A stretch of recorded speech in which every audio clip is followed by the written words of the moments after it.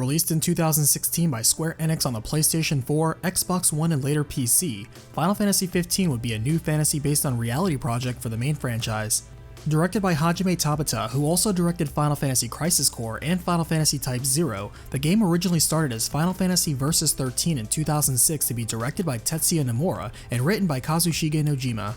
For story, the game features a young man named Noctis alongside his entourage of Ignis, Prompto, and Gladiolus as they embark on a journey to reclaim the throne of their fallen kingdom. For gameplay, the game is split among 15 chapters, and the first half of the game involves traversing a large, seamless open world. Experience, ability points, and items are earned from real-time combat using the new Active X battle system. Though all 4 of the main party are fielded, players primarily control Noctis, though can switch to the other members, as enemies are encountered in the field and a 5th guest occasionally helps the group. Attacking, dodging, and parrying are real-time, team combos can be done, weapons can be swapped on the fly, time can be frozen to select commands and plan moves, and a bar is built up that can be spent to use special moves from among the group. Magic takes the form of consumable area of effects that are crafted with a variety of additional effects, and skills and upgrades are unlocked in a variety of skill trees. The game also features a story-driven online cooperative mode called Comrades and over 200 side quests, including hunts, races, minigames, and personal hobbies like fishing, cooking, or photography that the main cast indulges in. The game also features a day and night cycle, New Game Plus, post-game exclusive dungeons and quests, and 2 difficulty modes. A prequel anime was made to add character backstory, and a concurrent movie called Kingsglaive would elaborate more of the fall of the kingdom in the beginning. Additional free and paid downloadable episodes, as well as a book, would tell new stories for many characters, as well as present 2 alternative endings. The story only gets larger from here, so let's cut it down to size with a recapitation. As the game begins, we see the world of Eos split into 4 nations: Lucius, a land gifted with strong magic thanks to its crystal, the maritime islands of Accordo, the lush mountains of Tenebrae, and the advanced magitek empire of Niflheim. Niflheim would start a campaign of world domination resulting in conquering Tenebrae, though would allow them some autonomy given that Tenebrae possesses the Oracle, one who can commune with the gods. Lucius and Accordo would ally to hold back Niflheim, but Niflheim would annex Accordo and push back Lucius to its capital city and force it to terms of peace and surrender. Among the terms would be that Lucius's prince Noctis would be wed to his childhood friend and Tenebrae's oracle, Lady Lunafreya. Suspecting something, King Regis would send his son ahead to Altissia, the capital of Accordo, alongside his personal guard and friends, Ignis, his tactician and advisor, Gladiolus, his loyal bodyguard, and his common-born best friend from high school, Prompto. Before they leave, King Regis gives his son warm words mixed with warning to walk tall, also asking his friends to stay by his side.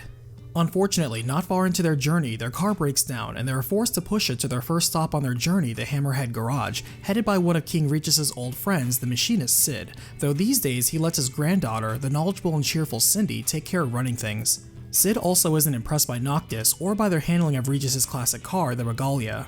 Out of money from the repairs, Noctis and group take small jobs to help pay their way forward. Outdoors, they are prepared to set up camp as Ignis shows off his culinary mastery to come up with new recipes.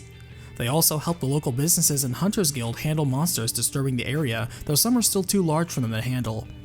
By the time they return, Cindy has the regalia restored and the boys are ready to hit the road, as Prompto gets a photo to remember the occasion, showing off his passion and talent for photography and exposing his interest in Cindy. They help her out with a delivery job, and while doing so, Noctis is approached by Umbra, one of Lunafreya's 2 magical dog companions who have been their way of communicating back and forth with each other since they were children. As they travel south to catch a ferry to Altissia, they glimpse the coastline, Golden Key, and partake in the beachside resort restaurant while Noctis cannot help but spare some time for his favorite pastime, fishing. They are met by an awfully suspicious stranger who tells them the boats outbound from Galdin are not leaving port, laments the current ceasefire, and flips a coin towards Noctis while leaving quietly. Confirming the holdup themselves, a nearby reporter named Dino shares that his sources tell him the Empire has placed an embargo on Altissia, noting that he recognizes the prince but won't blow his cover. Doing a favor for Dino that involves obtaining a garnet from the roost of a fearsome zoo, they are reminded of the 6 deities of Eos, of earth, lightning, ice, water, fire, and blade, forming the Hexatheon. Returning to Dino, he shares that the coin they got from the stranger is a special one commemorating the Oracle's ascension gained from Niflheim, and he decided to help the group secure a ship for tomorrow. As the young men rest for the day, King Regis's suspicions are true, as a plot to merely have Lucius lower its guard emerges, resulting in the crystal from Lucius being stolen by Niflheim, and Insomnia's protective walls are dropped, allowing a Niflheim invasion. The captain of the king's elite fighting force, the Kingsglaive, betrays and kills King Regis and Claris, the king's personal bodyguard and Gladiolus's father. Fortunately, one loyal Kingsglaive member named Nyx protects Lunafreya, leads her out of the city and sends her ahead to meet Noctis and deliver a ring necessary for his royal succession. Meanwhile, the capital city falls to the darkness of the demons that rise in the night, including some of Niflheim's artificial demons like the fearsome diamond weapon. The next day, Ignis comes in to relay the shocking broadcast that Insomnia has fallen, the Imperials have won the long war, and King Regis has been killed. Stunned, the group is conflicted on what to do next, turning to Noctis, who wants to turn back and verify the reports personally. A dark rain falls the next day as the group sees Imperial dreadnoughts indeed fly towards the city, packed with more of Niflheim's humanoid mass-produced Magitech troops. Sneaking around a checkpoint, they see the ruin of Insomnia from a distance, and also hear from the news that Noctis and Lunafreya have also been pronounced dead. Calling Kor, the leader of the Royal Guard, the Crown's Guard, Kor indeed picks up, relieved to hear Noctis survived after all, but confirms the king is dead. He tells them to meet him at Hammerhead, while at the same time, Umber returns to Lunafreya alongside Prina and another messenger of the Astrals, Gentiana, who delivers Noctis' message showing Luna he is alive, as she shows them the ring of the Lucii, showing the king is dead. Back with the group, Gladios receives a message from his younger sister Iris, who has also been friends with Noctis since they were little, is okay and is traveling with refugees to the city of Lestalem. Arriving at Hammerhead, Cid is restless upon hearing the news, but also tells the boys that he's known Regis for a long time, and knows that the king was playing a losing hand as best he could, and saw this trap coming. That's why he was prepared to go down fighting, even though it wasn't enough. Cid mourns his own way, stepping away from a picture of Regis in his younger days when Cid and a few others were his close retainers. He passes along that Kor went on ahead to wait for Noctis and the others in a nearby tomb. Cid also notes the distinct engine blade Noctis wields, as it was a gift from his father, and offers to mod and improve his weapons or any other machinery they find. Traveling on foot towards Kor, they find the remnants of the Crown's Guard, or Well, who did their best to evacuate refugees, including Iris. Meeting the mighty Marshal, Kor gets straight to the point, revealing the power of kings is passed from the old to the new as their souls are bonded, and it's a power unique only to Noctis by birth. He urges the downtrodden prince to stay focused on getting strong enough to start protecting others instead of remaining the protected. In grief, Noctis angrily wonders why his father told him nothing at the end, and Kor suggests that even though the king suspected what was going on, he perhaps wanted to spend his last moments with his son as a father and not a king, and trusted Noctis to do the right thing for the people when the time came. Gathering his resolve, Noctis holds out his hand, and indeed the power of the old king responds, blessing Noctis with new strength and borrowing of his royal armament. With this, Noctis' journey has only begun, as Kor says there will be more royal tombs across the land, including one nearby, but they are all either in dangerous lands or deep within deadly dungeons. Kor says he'll accompany them for a bit, not only to help keep an eye out, but also to measure Noctis' strength. There are 13 royal arms altogether, but the locations of some of them are a mystery, and so he's enlisted the Hunters Guild to help them locate what they can.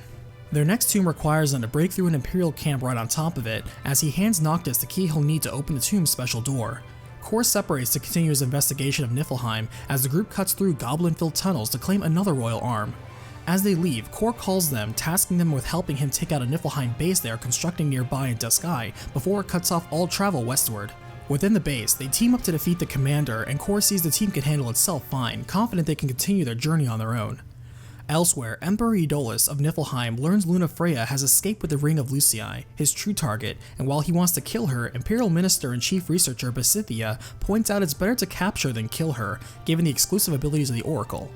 General Ravis, Lunafreya's brother, doesn't comment, instead focusing on capturing his sister as well as Noctis, whom they all know is alive.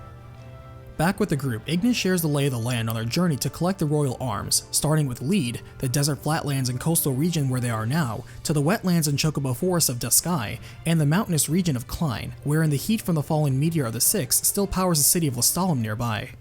On Prompto's enthusiasm, they visit the Chocobo ranch along the way, but the races and rentals have been suspended as a mean behemoth has been prowling about, agitating the birds. They accept a hunt to take down the dangerous monster, taking time to study their quarry, where they see where its namesake comes from and follow it back to its lair to challenge and defeat it. Helping out the Chocobo ranch, the team is now allowed to rent and ride the feathered mounts, allowing them to quickly cross water and ridges the regalia cannot. One night, Prompto shares with Noctis how grateful he is to be on an adventure with them, even one as dangerous as theirs. He recalls how they've been friends since high school for about 5 years, but Noctis surprises him by pointing out they've actually known each other since elementary school, revealing he knew Prompto always admired him from afar and took a long time to work up the nerve to talk to him. Prompto recalls those days when he was a shy, overweight kid with low self-esteem who grew up alone in a foster home and didn't know how to talk to people. One day, he helped Prina and got the thanks of Lunafreya, who noticed he went to the same school as Noctis and asked him to be his friend. During their first meeting, Prompto's weight made the situation awkward, and since then committed to getting fit. Succeeding in reintroducing himself in high school, he's been a loyal friend to Noctis, even though Noctis never forgot him from the first time. He knows he looks like a happy-go-lucky jokester to others, but underneath that, he's still a mess of mental hang-ups, admitting he feels inferior to Noctis' power and presence, Ignis' talented and sharp mind, and Gladio's strength of body and social savvy. But when they're together, they have so much fun he forgets all that, and thus tries as hard as he can to prove his worth and fight to stay by those who have accepted him. Noctis affirms he's never thought less of Prompto, and feeling better about his honesty, Prompto feels more inspired to keep supporting Noctis. Venturing into some abandoned mines, the group fights a deadly samurai for another royal weapon, and after that arrive at the energy-rich city of Lestalem. They head to the hotel Iris is staying in, but along the way, a tremor rocks the city, and to everyone it's just a minor earthquake, but to Noctis, a vision of some sort of burning stare flashes in his mind. They are soon met by Iris, as well as Jared and his grandson Talcott, who are retainers to Gladio's noble house Amicitia.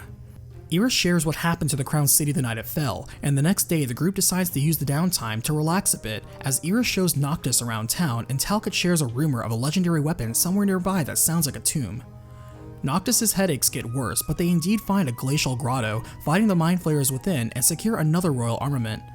With this, Noctis gains the strength to use a technique called the Armiger, in which he can brandish his entire royal arsenal at once, but the headaches now worsen, with a vision of the meteor now becoming more clear. Returning to Lestalem, the group decides to head to a nearby lookout to scope out the meteor from a distance, but are surprised to be met by the mysterious stranger they passed in Golden Key again. He recites a small rhyme suggesting of how to help the Archean, suggesting they visit him and hear his plea, and what more, he offers to take them all there. Cautiously, they agree to follow him, as he introduces himself as Ardyn, revealing he knows who they are. Driving behind Ardyn's own classic car, the group still finds him awfully suspicious, especially as the Imperials do not hesitate to open the gates to the meteor for him, and he chooses to simply leave after leading them there. Surprisingly, there is a royal tomb right before the meteor, and not missing the chance, Noctis collects the weapon, but suddenly the ground rumbles and gives way. Before them, the colossal Archean Titan rises up and tries to speak to Noctis, which has been the source of his headaches. Switching to a more direct method, Titan begins his trial by attempting to stomp and smash the prince, as Noctis does his best to counter, and Imperial troops now land and try to bind Titan themselves. Working together to flash freeze one-armed Titan, the group succeeds in bringing him down to his knees. Titan again tries to speak with Noctis, and this time the prince sees a vision of Titan speaking with Lunafreya earlier and now understands he means to help. Titan dissipates, lending his power to Noctis, but with nothing holding up the meteor now, the heat begins to burn up everything around them. Just in time, an Imperial ship lands before the group as Ardyn shows himself again, this time introducing himself as the Imperial Chancellor Ardyn Insomnia, here to rescue them, and without any other means to escape, they are forced to accept his offer. Several days pass, and while the Empire has taken credit for quieting the Titan, the group is wondering why the regalia has not been returned to them. Stranded, they wonder how to proceed next when Umbra approaches them and leads them to Gentiana. She tells him that Lunafreya is on her own journey to prepare a covenant with the Fulgurian Rama next, like she had with Titan, and once Noctis gains that, she will wait for him with the ring at Altissia. Bolstered by words from Luna in their shared journal, Noctis gives his own message to share. He reflects that when he was young, Luna told him that the job of the Lucius King so far was to safeguard the crystal until the prophesied King of Light would appear that would purge the world of the blight of darkness known as the Star Scourge. Noctis has already been told he was the chosen true king for this, and Luna's job as Oracle would be to keep the Star Scourge at bay until he could purify it. For now, the group knows of a hidden harbor in which they can prepare a boat for their trip to Altissia, and Gladiolus has Iris go ahead and ready things. They know their next destination thanks to Luna as storm clouds build overhead. As Noctis activates runestones to unseal Rama, he reflects again how he's met Gentiana in the past as well, and hears from her that Lunafreya is working hard to awaken all the astrals. The trial of Rama leads them into damp caverns where a poisonous Naga awaits, and defeating her, Noctis finds thanks to Luna again, he now benefits from the power of another deity. Looking to head to Altissia now, they spot a huge plane overhead, and at this time, Cindy calls them, letting them know she's located where the regalia is, and it's currently impounded in an Imperial base. Thanks to the plane overhead, they now know where one nearby is located, and see no reason to delay retrieving their car. Ignis formulates a plan on how to infiltrate the base at night, and sneaking in, the group locates the regalia, and takes the opportunity to unleash the power of the newly acquired summon while they're there, demolishing the base. However, on their way out, Ravis steps out to confront them, sporting a mechanical arm to replace the one he lost from when he attempted to wield the Ring of Lucii and it rejected him. Noctis spits at him for helping the enemy hunt down his own sister, and while Gladiolus tries to shield him, Ravus easily overwhelms him, mocking his weakness. Both sides prepare to clash when Ardyn steps in again, cheerfully breaking up any fighting. Ravus indeed pauses, and Ardyn states he'll help them by letting them go, as he knows they'll next meet in Altissia, where the Empire also has business with the deity there. He bids them farewell, leaving and taking the former Prince of Tenebrae and older brother of Lunafreya with him. Deciding to head back to Lestalem and check in with Iris, she gives him the bad news that Imperials stormed in, searching for Noctis, and while none of them talked, Jared was killed for his resistance, and that night Noctis has a vivid dream, fighting the Empire alongside Prina. A few days pass, and Gladiolus insists they escort Iris to Cape Kayam, where Sid and Cindy are fixing up the boat Jared sourced before he was killed. While they travel, they pass by the base led by Commander Caligor, who stormed Lestalem and killed their friend, and deciding to avenge Jared, they choose to capture the same commander. While they approach him, they hear his dissatisfaction with Commodore Highwind, though after they capture him, he quickly gets away. Instead, they're intercepted by Commodore Aranea Highwind herself, a swift and powerful dragoon, and edging on a win against her aerial techniques, Aranea shows off her mercenary side by suddenly stopping when the fight drags on for too long, showing more loyalty to herself than the Empire. They continue their travels, not forgetting to reclaim any royal arms from tombs they find along the way, including one deep in a misty forest guarded by a fearsome Bandersnatch, where Iris shows she can hold her own in a fight too. Arriving at Cape Kayam, it turns out Sid needs some Mithril to get the boat fully restored, and the group agrees to obtaining some, but Gladiolus quietly tells Noctis he has some private business to take care of while they go get the metal. Understanding, the group splits up for now, while at the same time Lunafreya has arrived in Altissia, and Umbra continues sharing their journal. On his own, Gladio meets with the Marshal, Kor, and wishes to take on the trial of the Blade Master after suffering a resounding defeat at the hands of Ravus. Kor explains to face this is to face death, as Gilgamesh waits beneath ruins they uncovered 30 years ago, and no one has ever returned except for Kor himself. Kor escorts him, and early in, Gilgamesh introduces himself, as he was the first shield of the first king of Lucius, and will test not only the strength of his body, but the strength of his heart and will. Between the various trial rooms, Kor shares that Gilgamesh believes only the strong should survive, and Gladio's own father never took the trial as he was too attached to the king to leave his side, even for this. Also, when Kor was young and first took this trial, Gilgamesh cut him down to size with a humiliation, tempering his brash ego but still allowed him to live. Succeeding through the many rooms, including a duel with Gilgamesh's partner Enkidu, the voices along the way doubt a true shield for the chosen king can come from an age that has only known peace. Facing down Gilgamesh again, they battle on a big bridge, as Gladio pressures the Blade Master not to underestimate the crown's guardman by fighting him with one hand tied behind his back. During the clash, Gilgamesh gives Gladio a fresh scar, but Gladio wins the duel, admitting afterwards he may not be fearless, but he will protect the king the best way he knows how. Gilgamesh accepts his strength of will and gives him his Genji blade and Blessing of Power, alongside a token gained from Kor, as it was Kor who actually took Gilgamesh's arm during his trial. Kor is impressed at Gladio's accomplishment that not even he could achieve, and with the focus and strength garnered from this, Gladiolus begins to head back to catch up to the group. Meanwhile, traveling to the ruins where Cindy said they could find some Mithril, the party of 3 passes through some wet woodlands and topple an imposing treant outside another royal tomb. Arriving at the ruins, they are somehow unsurprised to find Ardyn already there with the Imperial army, but once again he somehow knows they are down a man and need Mithril, graciously extending his aid in helping them. Aranea is there too alongside her subordinates Biggs and Wedge, and while she clearly sees through the antics, because there's no gain for her to fight it, she lets them go their way. In fact, she's currently being paid to escort them, and so she joins the party as they delve into the ruins together, which is only open at night. As they explore, the group talks to Aranea, who openly voices her lack of support for many of the Empire's projects, including the current one, which is collecting and harvesting demons from sites like this and turning them into weapons. Recently, she's been thinking of leaving the army and going back to being a simple mercenary, as she cannot stand the top brass of the Emperor, High Commander, or Chancellor.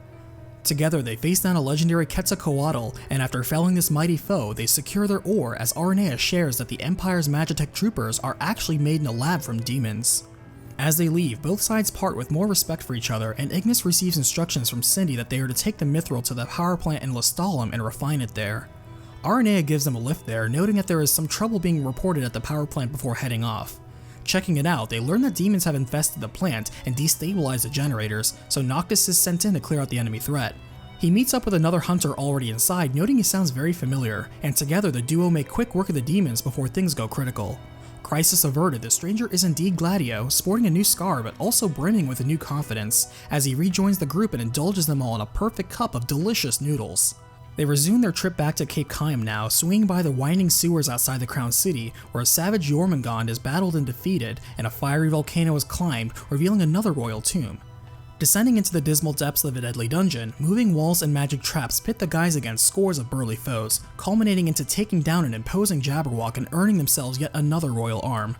Spelunking into a demon's den, toxic pools and abominations sap the team's efforts for more treasure, and after it all, Noctis hears back from Luna that she is ready for him in Altissia.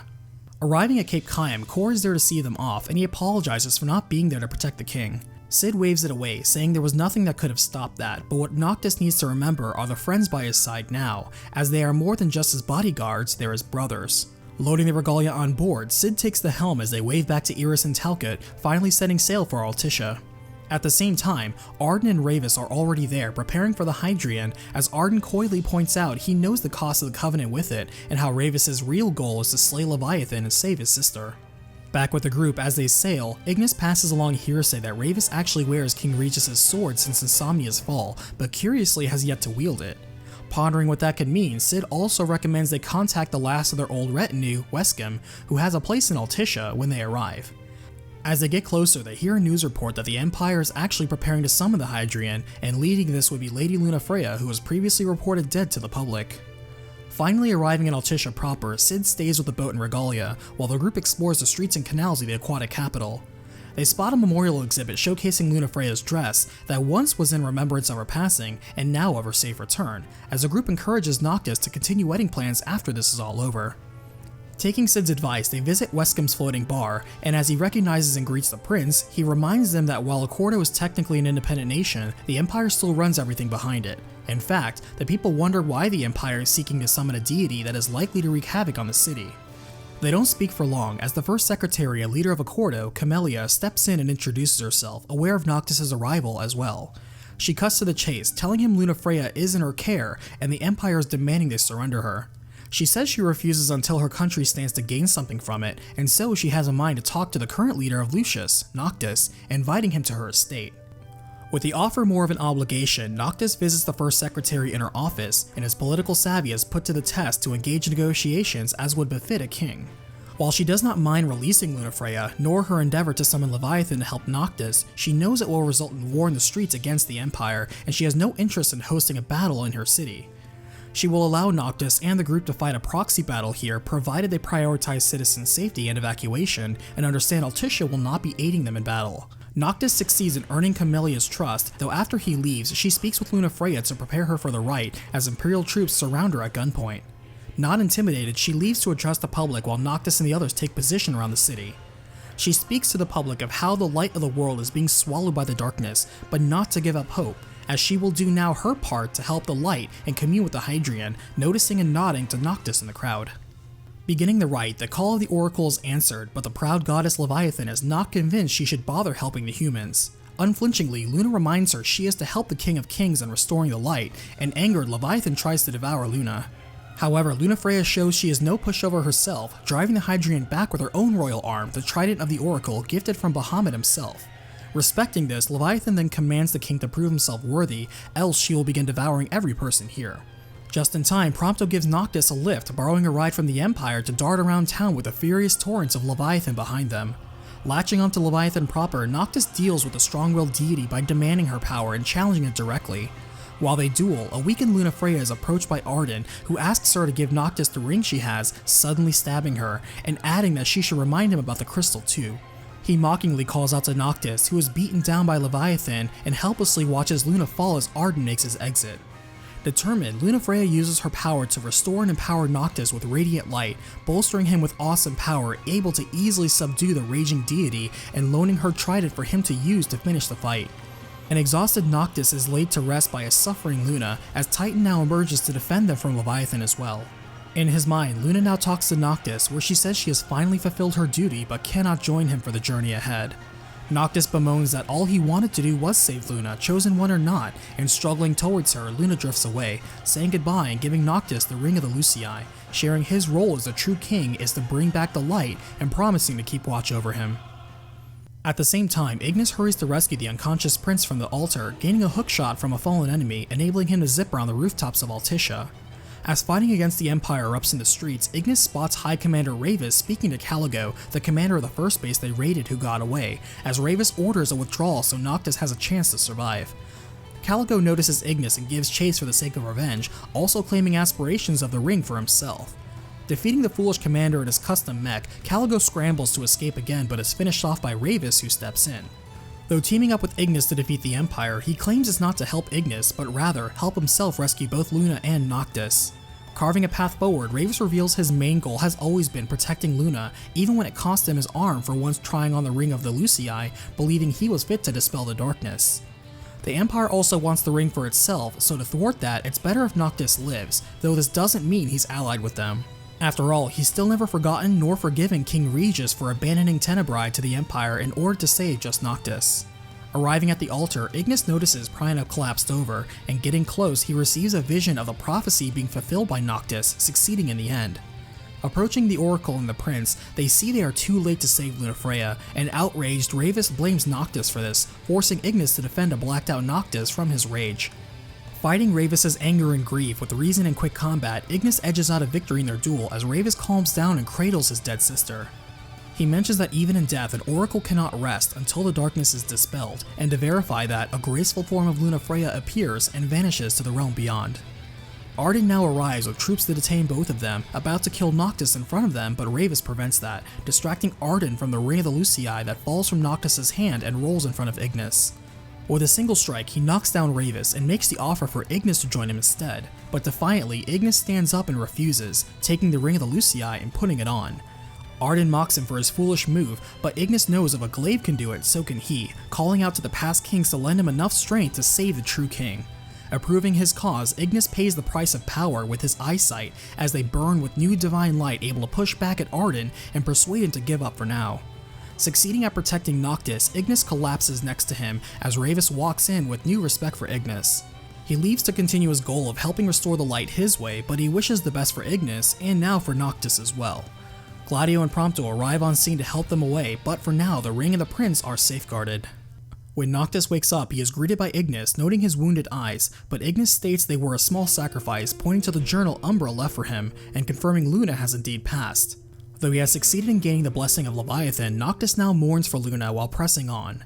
Several weeks pass, and the group is now on a train headed towards the Imperial capital, and though Noctis wants to stop by Tenebrae and see the royal tomb, Gladiolus firmly vetoes that. Rather, he confronts Noctis on continuing to mope and feels sorry for himself when he doesn't even wear the ring of the Lucii Luna died trying to get him and Ignis went blind for. Tensions run high as they travel, as Noctis knows he has a mission now to get the crystal back and cleanse it of darkness, but he still has not overcome his own losses yet. As the group gets off at one stop, where a royal tomb is rumored to be in a nearby quarry, even efforts by Prompto to lighten the mood fall flat against the silent schism dividing the group. A massive tree has reclaimed the mine, and then at the bottom of its trunk they find a nest of giant eggs blocking the door. The guardian parent is a berserk Malboro, and while struggling against it, the quick thinking of Ignis succeeds in getting them out of a tough spot together, as the group claims the final royal arm for their journey.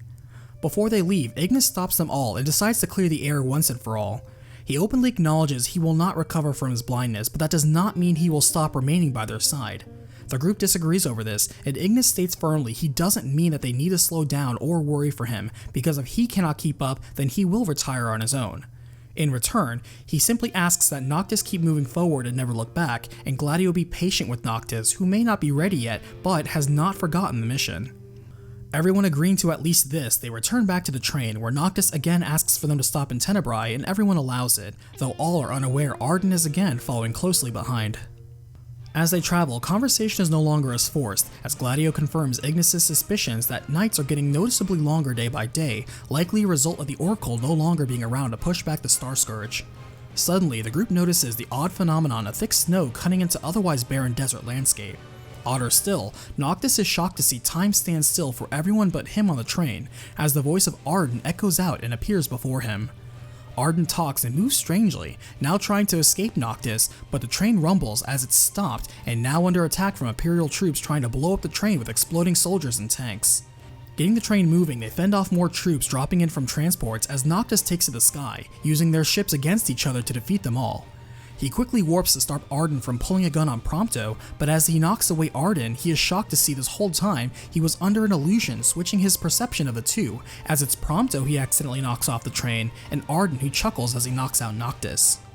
Coming to, Noctis learns the train is about to arrive in Tenebrae, and despite Noctis's plea, they cannot stop the train as demons are everywhere, and so they just have to trust in Prompto. Overwhelmed by the foes that swarm the train in the dark tunnels, it's the power of Leviathan that adeptly washes them away in one fell swoop. As the train arrives at the next station, everyone gets off, and the group is met by Ardyn again, who says she wasn't the one behind the attack but knows who is, as she and a few others left the army and started a search and rescue business. She notes the missing Prompto and agrees to help the stranded passengers here, as Biggs and Wedge are offered to help drive the train the rest of the way to Niflheim's capital, Gralea. Among the people here is actually Lunafreya's retainer, who shares that Ravus was covertly trying to help Noctis, as back in Altissia, he secretly met with his sister, encouraged her, and even now wishes to return King Regis's weapon to Noctis. She repeats that Lunafreya truly did love Noctis, even though King Regis and herself knew of his destined fate. Heavy snow begins to fall as the group begins their ride to Gralea and pass by the gorge where the Glacian's dead body still freezes over the region. Back with Prompto, he has survived but cannot help but feel confused and rejected by what happened with Noctis. Regardless, stranded in the freezing cold, he struggles to keep going in the direction of Gralea. Strangely, some Imperial ships arrive out of nowhere on his position and pick him right up as he passes out. After a depressing dream of his lonely childhood, he wakes up in a strange facility and the barcode on his wrist is no longer covered up. Looking around, he hears of a new project from Magitech Corps called the Deathless Project and is shocked that his serial number is recognized and authorized for this facility. Ardyn comes in, wagging Prompto's gun and telling him this is not just the original Magitech production facility, but also Prompto's original home. He hands him back his gun and wishes him well in remembering, as Prompto leaves only to see Ardyn was telling the truth about the compound. Sneaking about and using the firearms of the soldiers here against them, Prompto learns Chief Basithia created Magitech troopers by infusing miasma with infants he mass-produced of modified clones of himself. Realizing they all have the same barcodes as him, a horrifying truth comes to Prompto, especially when hearing long ago a spy from Lucius kidnapped a single infant from the lab. Realizing he's forced to kill clone brothers of himself, Prompto is mentally shaken as he fights to survive, but now wishes to learn more about his origins. Making his way to a lab deeper within, he finds live experiments and tanks, and Chief Basithia himself along with Ardyn. Ardyn reminds Basithia of the lost child, and invites Prompto to come out of hiding and reunite with his long-lost father. In fierce denial of learning who his father is, Prompto seeks to confront him, catching a glimpse of the artificial demon called Diamond Weapon that laid siege to the Ground City. Speaking to Basithia, who has already begun to turn, Basithia rejects him as his own flesh and blood, calling Prompto a defect and a failure. Encroaching as darkness overtakes him, Basithia is shot by a panicked Prompto, but as it turns out, this was all planned. As Basithia's demonification completes upon his death, his essence seeps in to complete his latest creation, the Immortalis. At this time, Ardyn comes crashing in, checking out the weapon the Empire was working on, and shouts at Prompto to quit moping and start fighting. Spotting some snowmobiles, they hurry to escape together, riding down the snowy mountains and meeting up later. As he waits for her to catch up, Prompto is so disgusted with his past he sees his barcode and thinks to try burning it off, but Ardyn walks in, stating that wouldn't work. She also shares that she met Noctis and the others in Tenebrae, and they were worried sick about him, and while this makes him happy, he states he cannot see them anymore, having learned what he truly is and thinking they would reject him too.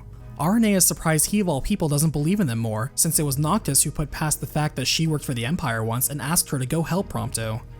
Tired of hearing him feel sorry for himself, she kicks him over and points out he's so worried about what others want of him, he doesn't even know what he wants for himself. The next day, Ardyn opts to go after the weapon herself, and as Prompto spends time thinking, he hears some barking and goes to investigate as he sees a fallen Magitech trooper, haunting himself with a vision of being one of the many MTs he and Noctis have thoughtlessly cut down till today.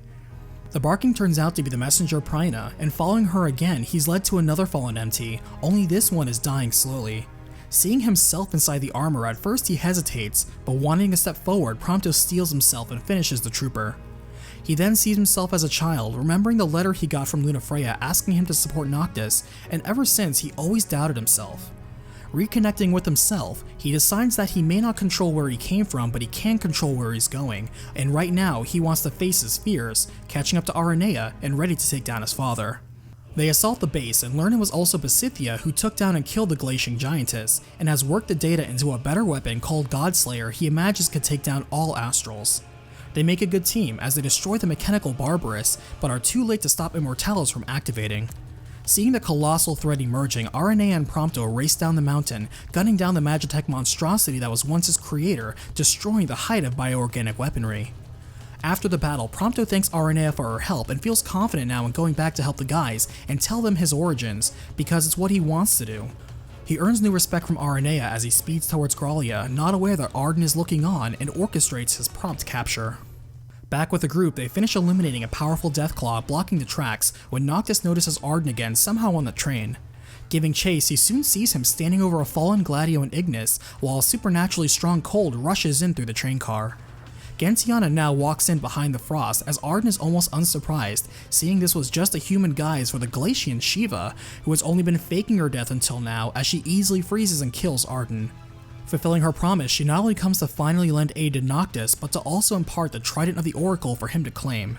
As he touches it, he once again sees a memory of Luna's, in which he knew both of them were slaves to destiny since they were born, and despite their desires, would have to fulfill the prophecy of the crystal no matter their personal loss. Getting up and checking on his friends, Ardyn stops him, saying he did indeed die, but reveals he's an immortal so it hardly mattered. Despite the offense, he teases that Prompto is alive and actually in Gralea already, urging Noctis to find him alongside his crystal, brushing by him as he takes his leave again. Nearing Gralea, the group targets Zegnatus, a mega fortress likely where both Prompto and the crystal are. Their train is stopped and laid siege again by demons, and this time they truly can go no further. At this worst time, Noctis realizes Ardyn somehow stripped him of his weapons and powers, and so the group is forced to flee as best they can. Ignis suggests they make for the freight car and take the regalia as they bolt out of the tunnel as fast as they can as Imperial gates slam shut behind them. Racing past the gunship fire and tanking the hits, their royal steed can take no more as the old girl gets them past the final blockade but can go no more. Making it to safety, Noctis looks back at the regalia and realizes it was more than just a car, but yet another way his father was protecting his son until the very end. With no car, no weapons, and behind enemy lines, the group is separated by wreckage as the voice of Ardyn taunts Noctis as he runs from the hordes. Left with no other choice, Noctis finally turns to the Ring of the Lucii, and struggling to put it on, its immense power painfully seizes him. As the ring accepts him, awesome arcana is now open to him as he easily demolishes the demons before him with the magics of Death, Holy, and Alterna within the ring. Sneaking around the base, Ardyn continues to toy with him with illusions, but Noctis sees someone else is destroying Magitech troopers here too. Falling into a trap set by Ardyn, Noctis tumbles below, but finds he wakes up near a fallen Ravus, whose Magitech arm has been ripped in half, still clutching his father's sword. Claiming his blade as the final royal arm, he thanks Ravus for all the work he did on the other side. As Noctis makes his way through the heart and labs of the fortress, Ardyn tells him it was he who showed the Empire how to make artificial demons, as regular demons actually come from normal people and animals claimed by the darkness of Star Scourge, a parasitic miasma and disease. Their most common production was the Magitech Trooper, dubbed MTs, but they were born as babies, imprinted with serial codes, and grown until they could fight. Finally, as Noctis reads of mass disappearances of citizenry of the city and unprogrammed MTs going rogue, Ardyn shares that their friend Prompto has a related secret. Noctis finds himself in a room full of countless mysterious pods, quickly finding they contain rogue MTs and fends off waves of them as eventually the three are reunited, each remarking how they were basically teased and led here by Ardyn. Not far, they find and free and imprison Prompto, who's relieved to see them at long last too. Ignis leads them to where he believes the device is that's been sealing Noctis' power, and the doors it's sealed with are unlocked by Prompto's barcode. He chooses now to reveal he has one just like all the MTs because he basically is one too, and hopes they can still stay friends. The group waves it away, saying how he was born changes nothing between them now or going forward, and overjoyed to hear that they move onward together. Privately, Noctis apologizes to Prompto for falling for Ardyn's trap and knocking him off the train, but Prompto forgives his friend, and in return, Noctis doubles down on promising to make the world a better place alongside him. They find a strangely ornate throne with the Emperor's empty robes on them in this room, but quickly destroy the suspected device, finding they finally have their magic back. Making their way to the crystal now, they cut down a winged demon that has turned out to be a turned former Emperor Idolus, still spouting rhetoric as he falls. As they continue to the hangar where the crystal is kept, Ardyn then pits them against Ravus, resurrected with darkness and made to fight against his will. As he begs for a swift death, the party bands together to take him down, lamenting the wasteful loss of life and his sacrifice. But the group barely has time to relax as they are quickly surrounded by mobs of foes. Ignis urges Noctis to go ahead to the crystal and use its power to turn the tide, and Noctis hurries as Ardyn is delighted to see Noctis cast away even his beloved friends for the greater good. Taking the elevator, Ardyn jeers at all the people that have died along the way so Noctis could be here, wondering if he even remembers them all. Finally arriving at the fabled crystal, Noctis reaches out, asking for the strength to defeat the demons, but suddenly finds himself gripped by it and being sucked in. The real Ardyn now steps out, noting Noctis is unharmed by the light, proving he is indeed the chosen king. Ardyn then tells a tale, recapping how in ages past, there was an incurable pandemic that turned men into monsters, but in Lucius there was a man who could cure the disease by absorbing it into himself and saving the victim. However, one king, not chosen by the crystal, villainized the healer, who was a host of countless demons and caused him to turn into a literal monster himself. He reveals his birth name, Ardyn Lucius Caelum, older brother to the first king of Lucius and Noctis' ancestor, Somnus. He then remarks that he's been helping Noctis all this time because killing him as a mortal would not be enough, instead wanting the chosen king to rise as the crystal's warrior of light. Only then can he defeat both and know redemption. He bids farewell to Noctis, who is absorbed into the crystal to fulfill his destiny, as the rest of the group arrives too late and strike down Ardyn, who ignores them, showing them his immortality. Within the crystal, the god Bahamut now calls out to Noctis, who wakes up to find himself in the heart of the crystal, where he learns he will be there until he becomes a vessel for the light, and with its power can destroy the immortal Ardyn and restore light to the world. He further reveals that Ardyn was once considered for king by the crystal, but because he sacrificed his body to contain so many impurities, his tainted soul was rejected by the crystal, and so he has not only been kept alive by the demonic power, but forbidden to ascend to the realm beyond. For over 2,000 years he has waited to usurp the true king as revenge, and Noctis needs to end his madness. The power Noctis will receive will exceed even the power of the 6 deities and the weapons of the past kings, and is the only thing that will banish Ardyn, but the price of this power will be his own life. Noctis is distraught to hear this all comes without even his consent, but Bahamut points out many have sacrificed everything for him, and in return he must accept that he must do the same for everyone. With nothing to do but reflect on the journey so far, Noctis remembers his friends, his love, his father, and his enemy, as the light from the crystal envelops him, and Bahamut tells him he needs to complete his journey on his proper throne as king, sending him with his blessing as well. Meanwhile, back in Insomnia, Ardyn passes by the throne he has coveted for so long, reflecting on the long journey so far. He reflects in the beginning the truth about the healer and king history forgot. 2,000 years ago, he was a righteous healer blessed by the gods to combat the Star Scourge, serve the people, and was in line to be the realm's first king. However, he had a little brother named Somnus, the other royal candidate who, alongside his bodyguard Gilgamesh, grimly fought a large-scale war to kill demons and choose to preemptively kill anyone who was even remotely sick with it. The Oracle Era waited for the decision of the gods to come down, but privately she and Ardyn were in love with each other and already engaged. Ardyn was able to absorb the disease out of people into himself, curing them, and never agreed with his brother's ruthless and murderous ways of dealing with the issue, while his brother felt Ardyn was too inefficient and would never fix the problem just one person at a time. The ambitious Somnus would lay a deceitful trap for Ardyn, accusing him of being a traitor, and would seize the throne for himself. As the brothers dueled, Era would be killed by Somnus for trying to protect Ardyn, and even while trying to approach the crystal himself, it would reject him for being tainted by the Star Scourge he absorbed trying to save others. Somnus and Gilgamesh would strike down and kill Ardyn too, but the sheer power of darkness accumulated within him would make him an actual immortal monster. His brother would rename him Adagium, imprison him on the island of Angelgard, and strike his name from history, as Ardyn would grow more hateful of the royal family as time passed. It wasn't until 45 years ago, when Chief Pasithia would follow clues and find Ardyn still bound in Angelgard. Lucian guardsmen would discover them and try to take them down, including Ardyn, and Ardyn found his power was still quite potent over the years, but more surprisingly, he discovered he had the ability to not only absorb the thoughts and memories of those he killed, but also imbue others with the Star Scourge and demonify them. After becoming Pasithia's lab rat for a year, Ardyn would slowly become acclimated to the modern day, but would gain no love for his host. For himself, Pasithia would gain leaps of knowledge about harnessing the power of demons, and was excited to unlock the secret of Ardyn's immortality with it. He tried to spur Ardyn's disdain for the Lucians into a cause for Niflheim, but Ardyn was more self-interested after all. In the lab, Ardyn learned more of the history of the world of Eos, namely that as the 6 astrals resided over the world, the deity of fire, Ifrit, would bless the humans with fire, and the mechanical kingdom of Solheim would rise and offend Ifrit, who decided to burn away humanity were it not for the intervention of the other 5 deities who fought him and afterwards all faded away. Ifrit would lose the fight, and his body was dropped on top of the rock of Ravato, which became a volcano. Afterwards, the Glacian Shiva would sleep forever in the mountains, freezing them over. The blade god Bahamut would disappear in some relation to the crystal. Finally, the Earth God Titan would continue supporting the fallen meteor, the Storm God Rama would seal himself away, and the Sea Goddess Leviathan would sleep beneath Altissia.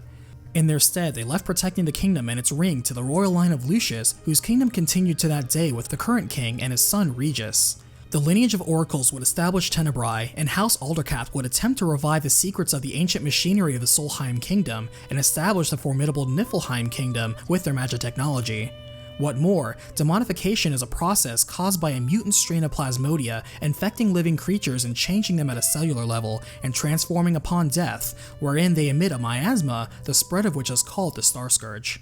Besithia learned that, like all demons, Ardyn would take damage from light like any other demon, but his regeneration was so powerful it basically negated it, so he could walk in the daylight. Besithia then showed Ardyn he had been keeping the sleeping Ifrit here on ice since they found him on the rock of Ravito and asked him to demonify the god. Doing so, Ardyn would be able to access 2 millennium worth of memories and have control of a supreme weapon. Besithia believed demons were the key to surpassing the magic technology power they gained from Solheim, but a squad of Lucian glaives invade the facility intent on killing Ardyn still. To Ardyn, all he saw was his murderous little brother's legacy haunting him to this day, mocking him for his losses and gloating of the kingdom he built upon them. As Ardyn fought, it woke up Ifrit, who intended to resume his own revenge. Ifrit recognized Ardyn as one of House Kylam, and in response, Ardyn made up his mind to take the Efernium for himself and burn the kingdom Somnus built to the ground, pouring demonic energy into the deity. Succeeding in subjugating a god, Ifrit was now bound to Ardyn, and Ardyn gained his insight into the crystal, learning that long ago he was indeed originally the one chosen to be king by the gods.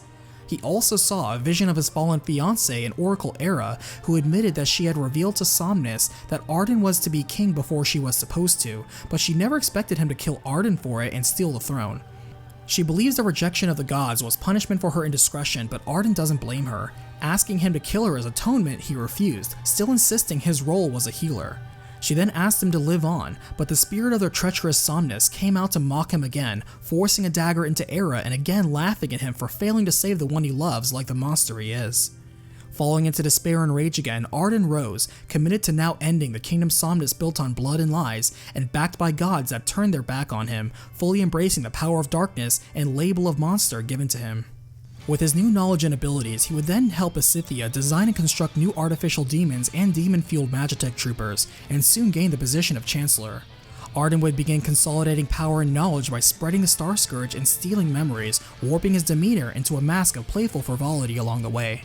One day, after King Mors died and the young Prince Regis would ascend to the throne, he would visit incognito the city of Insomnia himself and see the kingdom personally. Finally beginning his revenge, he would summon Ifrit in the middle of the city, killing hundreds, but also with the intent of disabling the devices amplifying the magic wall protecting the city. King Regis mobilized to stop Ardyn, as statue guardians fashioned after the kings of old activated to halt him as well. Causing chaos, resting on benches, trying out new hats, and shopping at vending machines, Ardyn gleefully painted the town red, with blood, fire, and miasma. Approaching the citadel, he intended to have King Regis summon the spirit of Somnus, while surprising the king that he too had the power of the royal arms of Lucius. Recognizing him as the royal secret of Adagium, Regis fought as best he could but could not overcome Ardyn, as Ardyn asked the defeated king to summon what was known as the Old Wall. Knocking the king out, Regis's ring shined bright, and the founder king indeed arrived to greet his brother. As they clashed, Somnus stated that Ardyn was unfit to sit on the throne, but admitted he was jealous that Ardyn was the popular and chosen one. Ardyn would win the rematch, and as he fell, Somnus admitted what he did to Ardyn was wrong and unforgivable, but he did it for the sake of their people and the future. Moreover, he was doing what the gods commanded of him, trying to explain to an enraged Ardyn to please understand where he was coming from. Ardyn then moved to kill Regis now, but he was halted by the power of Bahamut, who refused to allow such an act to pass, smiting Ifrit easily. Taking Ardyn to the realm beyond inside the heart of the crystal, Bahamut explained that Ardyn was indeed chosen, but now for a different purpose. His calling was now to spread darkness around the world, as the true king would soon be born to Lucius, and his calling would be to drive away the darkness. Ardyn questioned why he had to continue to suffer, and Bahamut said the true king would also be able to finally put Ardyn to rest, and the line of Lucius would definitely come to an end. Though his thirst for revenge would be quenched and his eons of suffering would end, Ardyn wasn't thrilled to be a sacrificial lamb in all this, whose fate was to live until he was killed by the heir of his stolen throne.